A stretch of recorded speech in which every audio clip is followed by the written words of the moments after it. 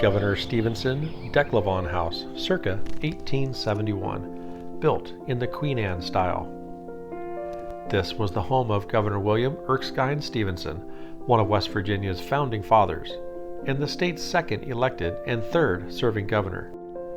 A son of Irish immigrants, Stephenson was an anti-slavery and pro-union activist. His anti-slavery activities resulted in a warrant for his arrest in 1859, though it was never served. He campaigned for Abraham Lincoln, served as a presidential elector in 1864 and 1872, and was Senate President from 1865 to 1868.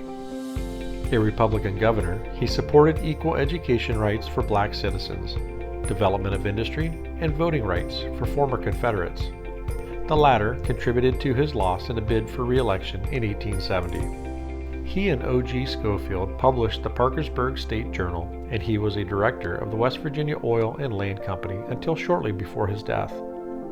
He died in his house on November 29, 1883, and is buried in Riverview Cemetery. The original house was built around 1871, a vernacular wood frame house.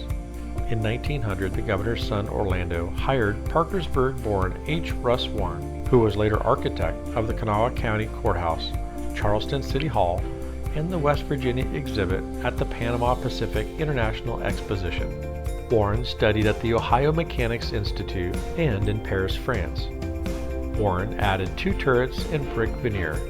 His wooden front porch with columns and balustrade was later replaced with the current brick one. The house boasts 5 bedrooms, 2 parlors, and 4 staircases to the second floor. The front turret is open from the second to the third floor with a large loft. Orlando also added 2 houses on the back lot for his daughters.